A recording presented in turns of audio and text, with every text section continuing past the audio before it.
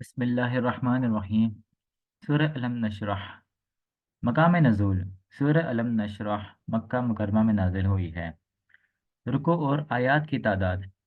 اس صورت میں ایک رکوع اور 8 آیتیں ہیں۔ علم نشرح نام رکھنے کی وجہ: اس صورت کے 3 نام ہیں: سورہ شرح، سورہ انشرح، سورہ علم نشرح، اور یہ تینوں نام اس صورت کی پہلی آیت سے ماخوذ ہیں۔ سورہ علم نشرح کے مضامین: اس صورت کا مرکزی مضمون یہ ہے کہ اس میں تاجدار رسالت صلی اللہ علیہ وآلہ وسلم کی شخصیت اور آپ صلی اللہ علیہ وآلہ وسلم کی سیرت مبارکہ پر کلام کیا گیا ہے، اور اس میں یہ مضامین بیان ہوئے ہیں۔ پہلا، اس صورت کی ابتدا میں سید المرسلین صلی اللہ علیہ وآلہ وسلم کو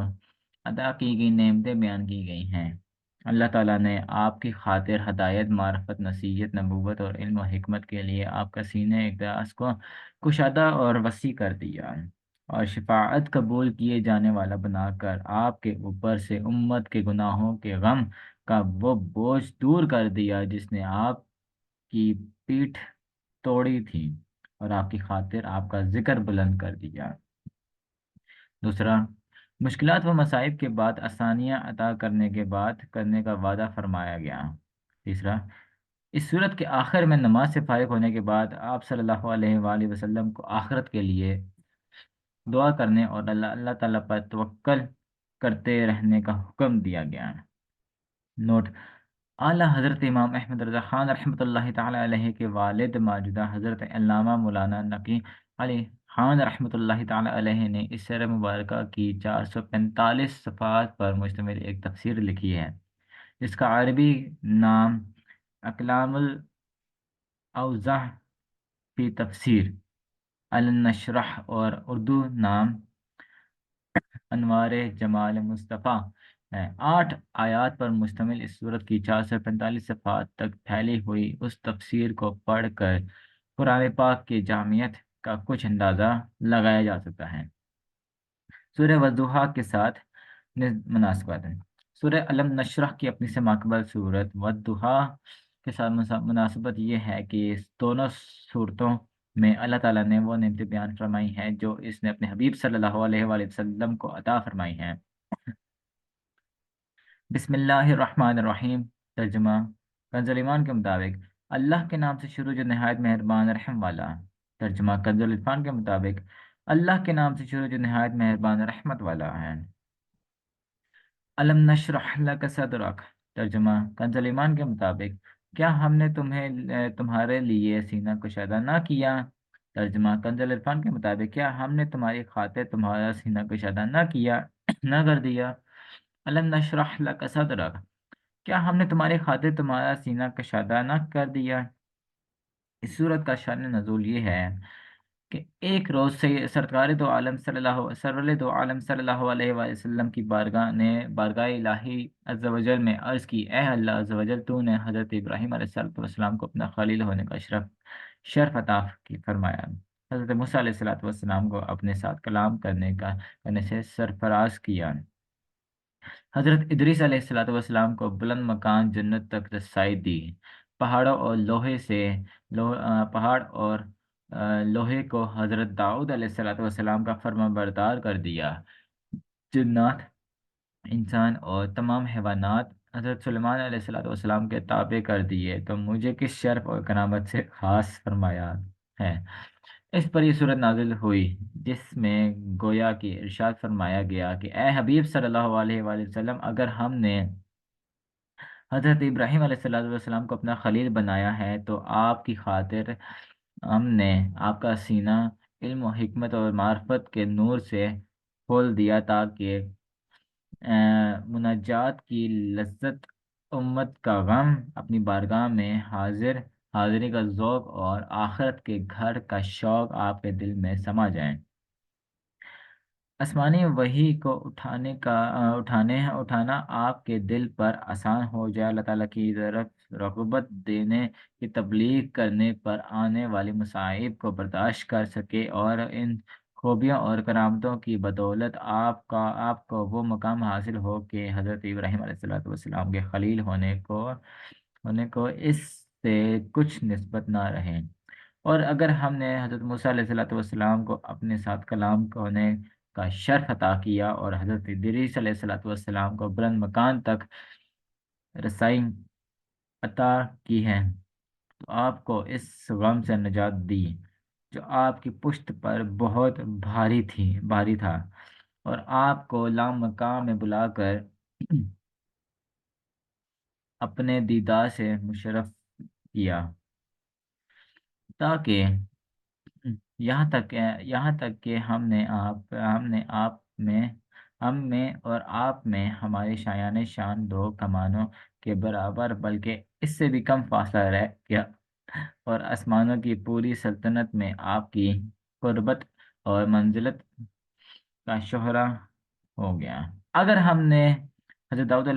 داؤد اور حضرت سلیمان علیہ السلام کو دنیا کی چند چیزوں پر حکومت بخشی ہے، تو آپ کو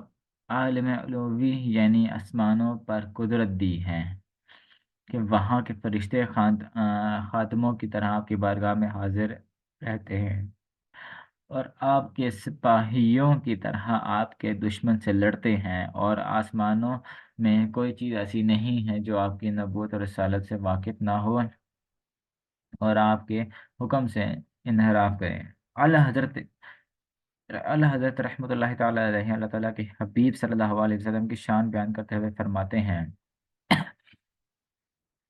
رسالت کل، امامت کل، سیادت کل، امارت کل، حکومت کل، ولایت کل، خدا کی یہاں تمہارے لیے ہے۔ فرشتے خدم رسول، چشم تمام ان میں غلام کرم، وجود و عدم و حدوث و قدم جہاں میں آیا تمہارے لیے، یہ طور کجا سپر تو کیا کہ عرش اولا بھی تو دور ہے، جہت سے ورا وسال ملایا رفعت شان تمہارے لیے۔ مفتی نعیم الدین مراد آبادی رحمۃ اللہ تعالی علیہ اس آیت کی تفسیر میں لکھتے ہیں اے حبیب صلی اللہ علیہ وآلہ وسلم، ہم نے آپ کی خاطر آپ کے سینے اقداس کو ہدایت، معرفت، نصیحت، نبوت اور علم و حکمت کے لیے کشادہ اور وسیع کر دیا، یہاں تک کہ عالم غیب اور عالم شہادت اس کی وسعت میں سما گئے، اور جسمانی تعلقات روحانی انوار کے لیے مانے نہ ہو سکے، اور علوم لدنیہ، حکمت الہیہ، معارف ربانیہ اور حقائق رحمانیہ آپ کے سینہ پاک میں جلوہ نما ہوئے۔ بعض مفسرین کے نزدیک اس آیت میں ظاہری طور پر سینہ مبارک کا کھلنا مراد ہے۔ احادیث میں مذکور ہے کہ ظاہری طور پر نبی کریم صلی اللہ علیہ وآلہ وسلم کے سینہ مبارک کا کھلنا بھی بار بار ہوا، جیسے عمر مبارک کی ابتدا میں سینہ اقداس کھلا، نزول وحی کی ابتدا کے وقت اور شب معراج سینہ مبارک کھلا، اور اس کی شکل یہ تھی کہ حضرت جبرائیل امین علیہ السلام نے سینہ پاک کو چاک کر کے کل مبارک نکالا، اور زرین تشتے میں آب زمزم سے غسل دیا، اور نور و حکمت سے بھر کر اس کی جگہ پر رکھ دیا۔ آیت علم نشرح لک صدرک سے حاصل ہونے والی معلومات، اس سے دو باتیں معلوم ہوئی ہیں۔ پہلی، دنیا کی حقارت اور آخرت کے کمال کے علم سے سینے کا کھل جانا اللہ تعالیٰ کی بہت بڑی نعمت ہے۔ ایک اور مقام پر اللہ تعالیٰ ارشاد فرماتا ہے، ترجمہ کنز العرفان کے مطابق، اور جسے اللہ تعالیٰ ہدایت دینا چاہتا ہے تو اس کا سینہ اسلام کے لیے کھول دیتا ہے، اور جسے گمراہ کرنا چاہتا ہے اس کا سینہ بہت تنگ کر دیتا ہے، بہت ہی تنگ کر دیتا ہے، گویا کہ وہ زبردستی آسمان پر چڑھ گیا۔ اور حضرت عبداللہ بن مسعود رضی اللہ تعالی عنہ فرماتے ہیں تاجدار رسالت صلی اللہ علیہ وآلہ وسلم نے یہ آیت تلاوت فرمائی تو صحابہ کرام رضی اللہ تعالی عنہ نے عرض کی اس کھولنے سے کیا مراد ہے؟ ارشاد فرمایا اس سے مراد وہ نور ہے جو مومن کے دل میں ڈالا جاتا ہے جس سے اس کا دل کھل جاتا ہے۔ عرض کی گئی کیا اس کی کوئی نشانی ہے جس سے اس کی پہچان ہو سکے؟ ارشاد فرمایا ہاں، اس کی تین علامتیں ہیں: آخرت کی طرف رغبت، دنیا سے نفرت، اور موت سے پہلے آخرت کی تیاری۔ حضور اقدس صلی اللہ علیہ وآلہ وسلم اللہ تعالیٰ کے ایسے حبیب ہے کہ اللہ تعالیٰ نے بن مانگے ان کا مقدس سینہ ہدایت اور معرفت کے لیے کھول کر انہیں یہ نعمت عطا فرمائی۔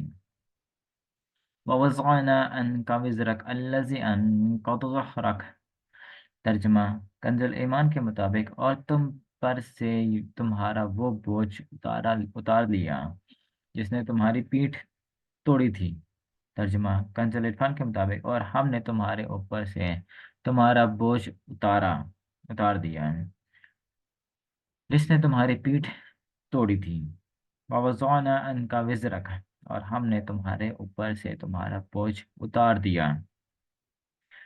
اس بوجھ سے کیا مراد ہے؟ اس کے بارے میں مفسرین کا ایک قول یہ ہے کہ اس سے وہ غم مراد ہے جو حضور پر نور صلی اللہ علیہ وآلہ وسلم کو کفار نے کے ایمان نہ لانے کی وجہ سے رہتا تھا۔ دوسرا قول یہ ہے کہ اس کے بوجھ سے امت کے گناہوں کا غم مراد ہے جس میں آپ صلی اللہ علیہ وسلم کا کل مبارک مشغول رہتا تھا۔ مراد یہ کہ حبیب صلی اللہ علیہ وآلہ وسلم ہم نے آپ کو شفاعت قبول کیے جانے والا بنا کر غم کا بوجھ دور کر دیا جس نے آپ کی پیٹھ توڑ دی تھی۔ حضور اقدس صلی اللہ علیہ وآلہ وسلم کا غم میں امت کفار کے ایمان نہ لانے کی وجہ سے رسول اللہ صلی اللہ علیہ وآلہ وسلم کو کتنا غم ہوتا تھا اس کا اندازہ اس آیت سے لگایا جا سکتا ہے جس میں اللہ تعالیٰ نے اپنے حبیب صلی اللہ علیہ وآلہ وسلم سے ارشاد فرمایا۔ ترجمہ کنز العرفان کے مطابق اب اگر وہ اس بات پر ایمان نہ لائیں تو ہو سکتا ہے کہ تم ان کے پیچھے غم کے مارے اپنی جان کو ختم کر دو۔ اور امت کے بارے میں آپ صلی اللہ علیہ وسلم کا کیا حال تھا اس کا اندازہ اس آیت سے لگایا جا سکتا ہے کہ چنانچہ ارشاد باری تعالیٰ ترجمہ کنز العرفان کے مطابق بے شک تمہارے پاس تم میں سے وہ عظیم رسول تشریف لے آئے جن پر تمہاری مشقت میں پڑ جانا بہت بھاری گزرتا ہے اور وہ تمہاری بھلائی کے نہایت چاہنے والے مسلمانوں پر بہت مہربان رحم فرمانے والے ہیں۔ اور اس حدیث سے بھی اس کا اندازہ لگایا جا سکتا ہے۔ چنانچہ حضرت عبداللہ بن عمر بن عاص رضی اللہ تعالی عنہ فرماتے ہیں کہ رسول کریم صلی اللہ علیہ وآلہ وسلم نے قرآن پاک میں سے حضرت ابراہیم علیہ السلام کے اس قول کی تلاوت فرمائی۔ ترجمہ کنز العرفان کے مطابق اے میرے رب بے شک بتوں نے بہت سے لوگوں کو گمراہ کر دیا، تو جو میرے پیچھے چلتے ہیں تو بے شک وہ میرا ہے، اور جو میری نافرمانی کرتے ہیں تو بے شک تو بخشنے والا مہربان ہے۔ اور وہ آیت تلاوت فرمائی جس میں حضرت عیسیٰ علیہ السلام کا یہ قول ہے۔ ترجمہ کنز العرفان کے مطابق اگر تو انہیں عذاب دے تو وہ تیرے بندے ہیں،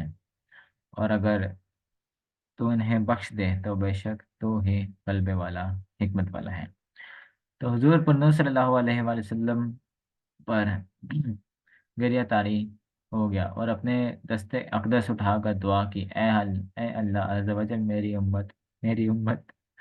اللہ تعالیٰ نے حضرت جبرائیل سے فرمایا، اے جبرائیل میرے حبیب صلی اللہ علیہ وآلہ وسلم کی بارگاہ میں جاؤ، اور تمہارا رب عز و جل خوب جانتا ہے، مگر ان سے پوچھو کہ انہیں کیا چیز رلا رہی ہے۔ حضرت جبرائیل علیہ السلام حضور اکرم صلی اللہ علیہ وآلہ وسلم کی بارگاہ میں حاضر ہوئے اور پوچھا تو انہوں نے رسول کریم صلی اللہ علیہ وآلہ وسلم نے اپنی عرض معروض کی خبر دی۔ اللہ تعالیٰ نے حضرت جبرائیل سے فرمایا، تم میرے حبیب صلی اللہ علیہ وآلہ وسلم کے پاس جاؤ اور ان سے کہو کہ آپ کی امت کے بخشش کے معاملے میں ہم آپ کو راضی کر دیں گے اور آپ کو غمگین نہ کریں گے۔ اعلیٰ حضرت امام احمد رضا خان رحمۃ اللہ تعالی علیہ فرماتے ہیں، تو جان بردار، تو نے کبھی سنا ہے کہ جس کو تجھ سے الفت صادقہ ہے، وہ تیری اچھی بات سن کر چھین چین بے چین یعنی اور ناراض ہو اور اس کی محو یعنی ختم کرنے کی فکر میں رہے، اور پھر محبوب بھی کیسا جان ایمان کان احسان، جس کے جمال جہاں ادائے کا نظیر کہیں نہ ملے گا، اور خامِ قدرت یعنی تقدیر کے قلم نے اس کی تصویر بنا کر ہاتھ کھینچ لیا، پھر کبھی ایسا نہ لکھے گا، کیسا محبوب جسے اس کے مالک نے تمام جہاں کے لیے رحمت بھیجا، کیسا محبوب جس نے اپنے تن پر ایک عالم کا باڑا اٹھا لیا، کیسا محبوب جس نے تمہارے غم میں دن کا کھانا رات کا سونا تر کر دیا، تم رات دن اس کی نافرمانیوں میں منہمک اور لہو و لب میں مشغول ہو، اور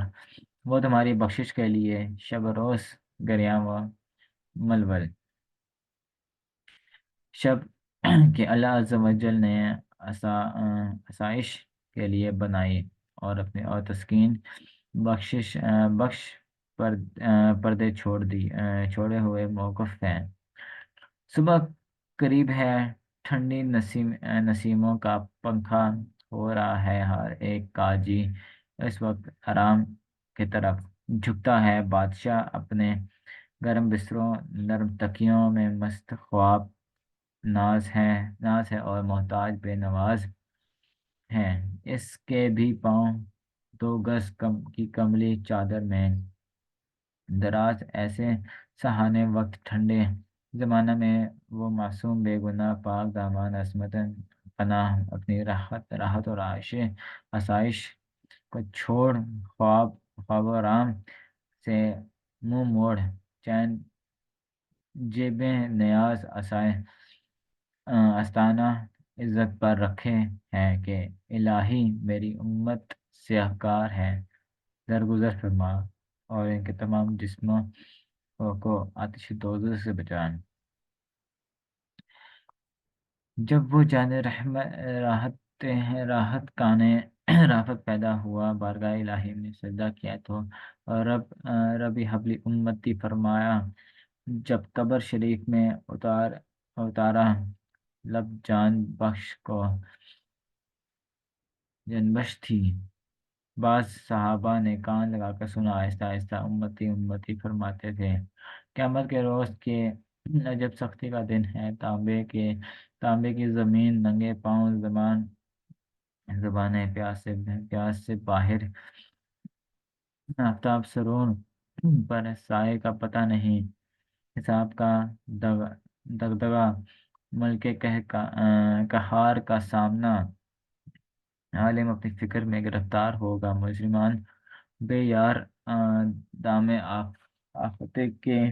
گرفتار، جدھر جائیں گے سورہ نفسی نفسی اذهبوا الی غیری، کچھ جواب نہ پائیں گے، اس وقت یہی محبوب غمگسار کام آئے گا، کفل شفاعت اس کے زور بزور سے کھل جائے گا، عموماً سر اقدس سے اتاریں گے اور سر بسجود ہو کر یا ربی امتی فرمائیں گے، ایسے غمخوار اور غمگسار آقا کی سچی فضیلتوں کو مٹانا اور دن رات ان کے اوصاف کی نفی کی فکر میں رہنا اور ان کے اطاعت میں منہ موڑنا اور ان کی نافرمانی پر کمر بستہ ہونا کتنی بڑی ناانصافی ہے۔ وَرَفَعْنَا لَكَ ذِكْرَكَ، ترجمہ کنز ایمان کے مطابق، اور ہم نے تمہارے لیے تمہارا ذکر بلند کر دیا۔ ترجمہ کنز عرفان کے مطابق، اور ہم نے تمہاری خاطر تمہارا ذکر بلند کر دیا۔ ورفعنا اللہ کا ذکر، اور ہم نے تمہاری خاطر تمہارا ذکر بلند کر دیا۔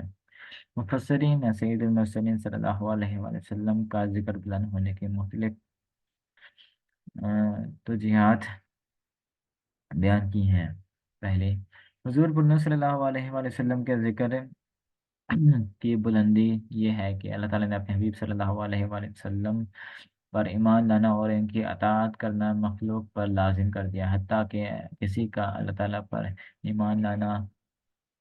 اس کی وحدانیت کا اقرار کرنا اور اس کی عبادت کرنا اس وقت تک مقبول نہیں جب تک کہ وہ تاجدار رسالت صلی اللہ علیہ وآلہ وسلم پر ایمان نہ لے آئیں اور ان کی اطاعت نہ کرنے لگے۔ اللہ تعالیٰ ارشاد فرماتا ہے، ترجمہ کنز ایمان عرفان کے مطابق، جس نے رسول کا حکم مانا، بے شک اس نے اللہ کا حکم مانا۔ اور ارشاد فرمایا، ترجمہ کنز عرفان کے مطابق، تو اے حبیب صلی اللہ علیہ وسلم، آ، تمہارے رب کی قسم، یہ لوگ مسلمان نہ ہوں گے جب تک اپنی آپس کے جھگڑے میں تمہیں حاکم نہ بنا لیں، پھر جو کچھ تم حکم فرما دو گے اپنے دلوں میں اس میں کوئی رکاوٹ نہ پائیں گے اور اچھی طرح دل سے مان لیں گے۔ حضرت عبداللہ بن عباس رضی اللہ تعالیٰ عنہ فرماتے ہیں کہ اگر کوئی اللہ تعالیٰ کی عبادت کرے، ہر بات میں اس کی تصدیق کرے اور سرورت عالم صلی اللہ علیہ وسلم کی گواہی نہ دے، تو یہ سب بیکار ہے اور وہ کافر ہی رہے گا۔ دوسرا، حضور اکرم صلی اللہ علیہ وآلہ وسلم کے ذکر کی بلندی یہ ہے کہ اللہ تعالیٰ کے ذکر کے ساتھ آپ صلی اللہ علیہ وآلہ وسلم کا ذکر کیا جاتا ہے، اور اللہ تعالیٰ نے اذان میں، اقامت میں، نماز میں، تشہد میں، خطبے میں اور کثیر مقامات میں پر اپنے ذکر کے ساتھ آپ کا ذکر کیا ہے۔ حضرت ابو سعید خدری رضی اللہ تعالیٰ عنہ سے روایت ہے، سرورت عالم صلی اللہ علیہ وآلہ وسلم نے حضرت جبریل علیہ السلام سے اس آیت کے بارے میں دریافت فرمایا، تو انہوں نے عرض کی کہ اللہ تعالیٰ فرماتا ہے کہ آپ کے ذکر کی بلندی یہ ہے کہ جب میرا ذکر کیا جائے گا تو میرے ساتھ آپ کا بھی ذکر کیا جائے گا۔ اور حضرت قتادہ رضی اللہ تعالیٰ عنہ فرماتے ہیں کہ اللہ تعالیٰ نے آپ کا ذکر دنیا اور آخرت میں بلند کیا۔ ہر خطیب اور ہر تشہد پڑھنے والا اشہد اللہ الہ الا اللہ کے ساتھ اشہد ان محمد رسول اللہ پکارتا ہے۔ تیسرا، رسول کریم صلی اللہ علیہ وسلم کے ذکر کی بلندی یہ ہے کہ اللہ تعالیٰ نے اپنے نام کی طرف ان کے نام کی نسبت کی ہے اور نبوت اور رسالت کے وصف کے ساتھ آپ صلی اللہ علیہ وسلم کا ذکر کیا ہے، جبکہ آپ صلی اللہ علیہ وسلم کے علاوہ دیگر انبیاء کرام علیہ السلام کا ذکر ان کے اسماء کے ساتھ کیا ہے۔ چوتھا، سرکار دو عالم صلی اللہ علیہ وآلہ وسلم کے ذکر کی بلندی یہ ہے کہ اللہ تعالیٰ نے انبیاء کرام علیہ السلام سے آپ صلی اللہ علیہ وسلم پر ایمان لانے کا عہد لیا۔ اعلیٰ حضرت امام احمد رضا خان رحمۃ اللہ تعالیٰ علیہ نے اس آیت سے متعلق فرماتے ہیں، یعنی ارشاد ہوتا ہے کہ اے محبوب ہمارے، ہم نے تمہارے لیے تمہارا ذکر بلند کر دیا ہے، جہاں ہماری یاد ہوگی تمہارا بھی چرچا ہوگا، اور ایمان بے تمہاری یاد یہ ہرگز پورا نہ ہوگا، اور آسمانوں کے طبقے اور زمینوں کے پردے تمہارے نام نامی سے گونجیں گے۔ مؤذن اذانوں اور خطیب خطبوں اور ذاکرین اپنی مجلسوں اور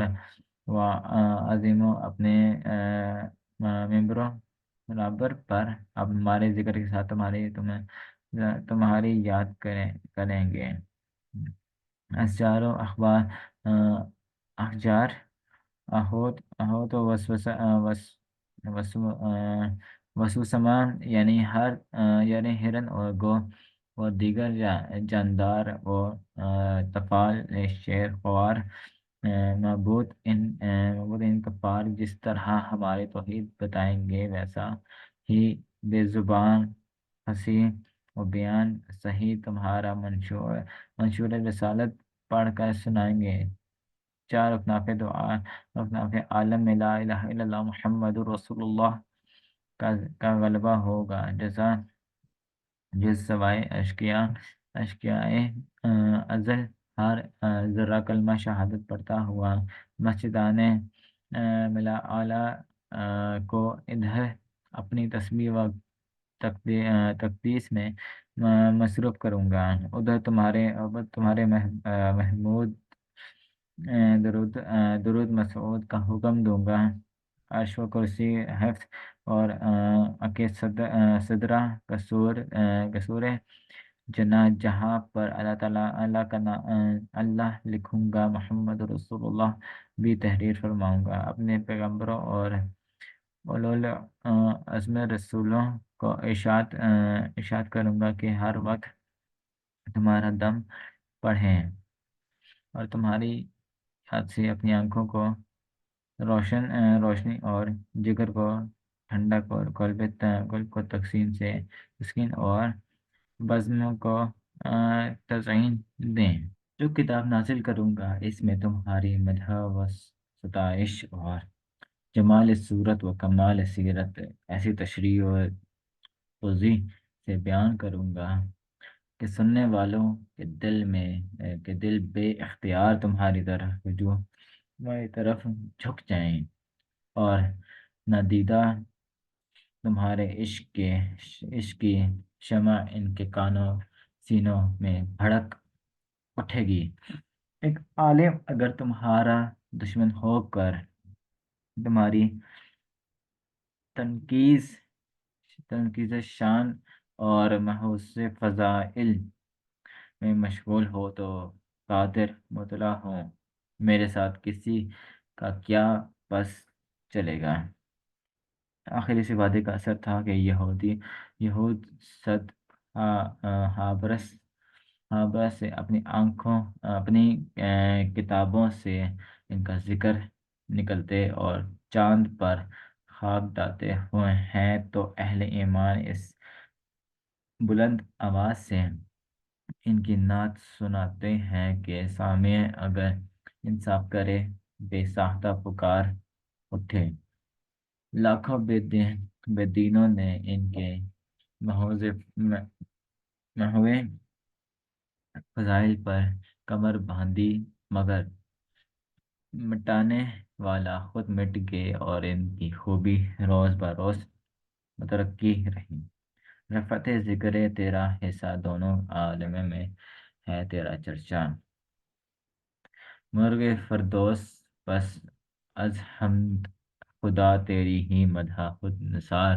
کرتے ہیں اور فرماتے ہیں وَرَفَعْنَا لَكَ ذِكْرَكَ کا ہے سایہ تجھ پر، بول بالا ہے تیرا ذکر ہے اونچا تیرا، مٹ گئے مٹتے ہیں مٹ جائیں گے ادا تیرے، نہ مٹا ہے نہ مٹے گا کبھی چرچا تیرا،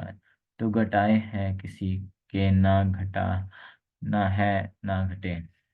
جب بڑھائے تجھے اللہ تعالیٰ تیرا۔ فَإِنَّ مَعَ الْعُسْرِ يُسْرًا، ترجمہ کنز الایمان کے مطابق تو بے شک دشواری کے ساتھ آسانی ہے۔ ترجمہ کنز العرفان کے مطابق تو بے شک دشواری کے ساتھ آسانی ہے۔ فَإِنَّ مَعَ الْعُسْرِ يُسْرًا، تو بے شک دشواری کے ساتھ آسانی ہے، یعنی اے حبیب صلی اللہ علیہ وآلہ وسلم جو شدت اور سختی آپ کفار کے مقابلے میں برداشت فرما رہے ہیں، اس کے ساتھ ہی آسانی ہے کہ ہم آپ صلی اللہ علیہ وآلہ وسلم کو ان پر غلبہ عطا فرمائیں گے۔ بعض مفسرین نے فرمایا کہ مشرکین رسول کریم صلی اللہ علیہ وآلہ وسلم اور صحابہ کرام رضی اللہ تعالی عنہ کو فکر کی وجہ سے آر دلاتے تھے، یہاں تک کہ نبی کریم صلی اللہ علیہ وآلہ وسلم کو یہ گمان ہوا کہ مسلمانوں کی تندرستی ان کفار کے اسلام قبول کرنے میں رکاوٹ ہے۔ اس پر اللہ تعالیٰ نے اپنے حبیب صلی اللہ علیہ وآلہ وسلم کو تسلی دیتے ہوئے فرمایا کہ اے حبیب صلی اللہ علیہ وآلہ وسلم، آپ ان کافروں کی باتوں سے غمزدہ نہ ہوں، عنقریب تنگ دستی کی یہ دشواری ختم ہو جائے گی۔ مشکلات سے گھبرانا نہیں چاہیے۔ اس آیت سے معلوم ہوا کہ کسی مشکل مصیبت یا دشواری کے آ جانے کی وجہ سے گھبرانا نہیں چاہیے، بلکہ اللہ تعالیٰ سے مشکل اور مصیبت دور ہو جانے اور دشواری آسان ہو جانے کی امید رکھتے ہوئے دعا کرنی چاہیے۔ اللہ تعالیٰ نے چاہا تو بہت جلدی آسانی مل جائے گی۔ اللہ تعالیٰ ارشاد فرماتا ہے، لا یکلف اللہ نفسا الا ما اتاها سیجعل اللہ بعد عسر یسرا۔ ترجمہ کنز عرفان کے مطابق، اللہ کسی جان پر بوجھ نہیں رکھتا مگر اسی قابل جتنا اس سے دیا ہے، جلد ہی اللہ دشواری کے بعد آسانی فرما دے گا۔ ان مع العسر یسرا۔ ترجمہ کنز ایمان کے مطابق، بے شک دشواری کے ساتھ آسانی اور آسانی ہے۔ ترجمہ کنز عرفان کے مطابق، بے شک دشواری کے ساتھ آسانی ہے۔ ان مع العسر یسرا، بے شک دشواری کے ساتھ آسانی ہے۔ اس آیت کو دو بار ذکر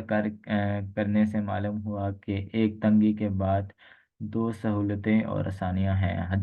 حضرت حسن رضی اللہ تعالی عنہ فرماتے ہیں، ایک دن نبی کریم صلی اللہ علیہ وآلہ وسلم اپنے کاشانہ اقدار سے خوشی اور سرور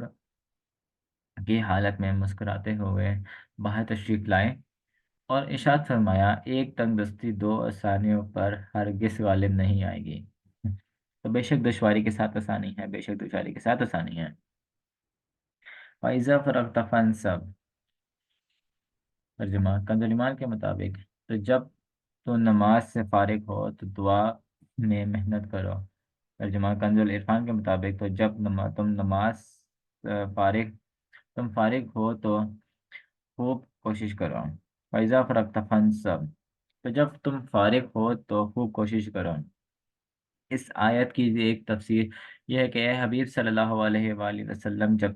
جب آپ نماز سے فارغ ہو جائے تو آخرت کے لیے دعا کرنے میں محنت کریں، کیونکہ نماز کی بعد دعا مقبول ہوتی ہے۔ اس آیت میں مذکور دعا کے بارے میں خلاف ہے کہ اس سے کون سی دعا مراد ہے۔ بعض مفسرین کے نزدیک اس سے وہ عام مراد ہے، اس سے وہ دعا مراد ہے جو نماز کے آخر میں نماز کے اندر مانگی جاتی ہے، اور بعض مفسرین کے نزدیک اس سے وہ دعا مراد ہے جو اسلام پھیرنے کے بعد مانگی جاتی ہے۔ دوسری تفسیر میں یہ ہے کہ اے حبیب صلی اللہ علیہ وآلہ وسلم، جب آپ مخلوق کو دین کی دعوت دینے سے فارغ ہو جائے تو اپنے رب عز و جل کی عبادت کرنے میں مشغول ہو جائیں۔ آیت فائزہ فرغتفان سب سے حاصل ہونے والی معلومات۔ اس آیت سے تین باتیں معلوم ہوئی ہیں۔ پہلی، نماز کے بعد خاص طور پر اللہ تعالیٰ سے دعا کرنی چاہیے، اللہ تعالیٰ نماز کے بعد کی گئی دعا قبول فرماتے ہیں۔ دوسری، بندے کو فارغ نہیں رہنا چاہیے اور نہ ہی کسی ایسے کام میں مشغول ہونا چاہیے جس کا کوئی دینی یا دنیاوی فائدہ نہ ہو۔ اور حضرت ابو ہریرہ رضی اللہ تعالیٰ عنہ سے روایت ہے، رسول کریم صلی اللہ علیہ وآلہ وسلم نے ارشاد فرمایا، انسان کے اسلام کی خوبیوں میں سے ایک خوبی یہ ہے کہ وہ اس چیز کو چھوڑ دے جو اس سے فائدہ نہ دے۔ تیسرا، جو خطیب اور آز اور مبلغ حضرات رات کے تک محافل اور اجتماعات میں عوام الناس کے سامنے خطاب کرتے، تقریر اور بیان کرتے ہیں، انہیں بھی چاہیے کہ وہ اس کام سے فارغ ہونے کے بعد اللہ تعالیٰ کی عبادت کرنے کی طرف کوشش کریں۔ لیکن افسوس کہ فی زمانہ ایسے حضرات کی ایسی تعداد ایسی ہے کہ جو آدھی رات بلکہ اس سے بعد تک بھی محافل اور اجتماعات میں اپنے خطابت، تقریر اور بیانات کرنے کے معاملے میں تو انتہائی چست نظر آتے ہیں، اور ان کے خطاب میں جوش اور ولولہ نمایاں نظر آتا ہے۔ جماعت چھوڑنے، نماز قضا کرنے یا بالکل ہی نہ پڑھنے کی سزاؤں پر مشتمل آیات و حدیث رو رو کر سنا رہے ہوتے ہیں، لیکن اس سے فارغ ہونے کے بعد نماز کے معاملے میں ان کی بھی اپنی سستی کا یہ حالت ہے کہ وہ فجر کی نماز جماعت کے بغیر یا قضا کر کے پڑھتے اور دیگر نمازوں کی ادائیگی بھی انتہائی سستی سے کام لیتے ہیں۔ ایسے حضرات کو چاہیے کہ इन आयत और हदीस को पढ़कर अपनी अमली हालात और इसके जज़ा के बारे में खुद ही गौर करें। चाहे अल्लाह ताला इरशाद फरमाता है, तर्जुमा कंज़ुल इरफान के मुताबिक, ऐ ईमान वालों, वो बात कहो क्यों कहते हो जो करते नहीं। अल्लाह के नज़दीक ये सबसे बड़ी सख्त नापसंदीदा बात है कि तुम वो कहो जो ना करो। और इरशाद फरमाया, तर्जुमा कंज़ुल इरफान के मुताबिक, क्या तुम लोगों को भलाई का हुक्म देते हो और अपने आप को बोलते हो, हालांकि तुम किताब पढ़ते हो, तो क्या तुम्हें अकल नहीं। हजरत उसामा रजी अल्लाह ताला अन्हा से रवायत है, रसूलुल्लाह सल्लल्लाहु अलैहि वसल्लम ने इरशाद फरमाया, क़यामत के दिन एक शख्स को लाया जाएगा, फिर इसे दोज़ख में डाला जाएगा, यहाँ तक कि इसकी अंतड़ियाँ बिखर जाएंगे, और वो इस तरह गर्दिश कर रहा होगा जिस तरह चक्की के गिर्द गधा गर्दिश करता है। जन्नमी इसके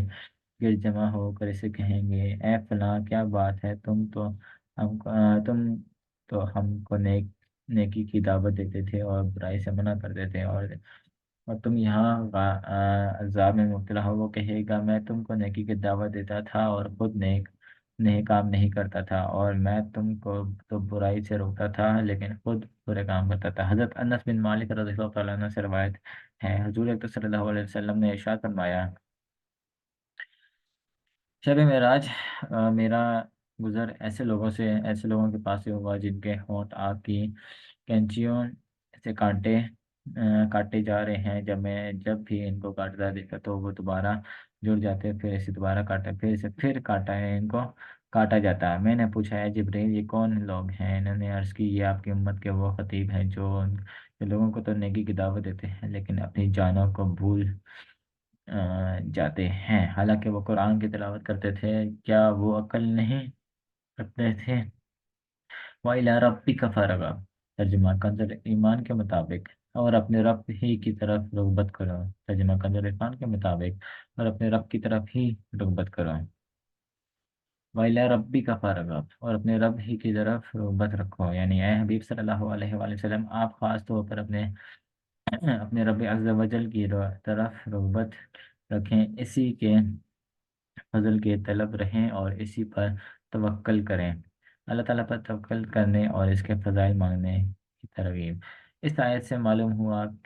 कि हर मुसलमान को चाहिए कि वो अल्लाह ताला पर तवक्कल करे और अल्लाह ताला से इसका फ़ज़ल मांगे। एक और मकाम पर अल्लाह ताला इरशाद फरमाता है,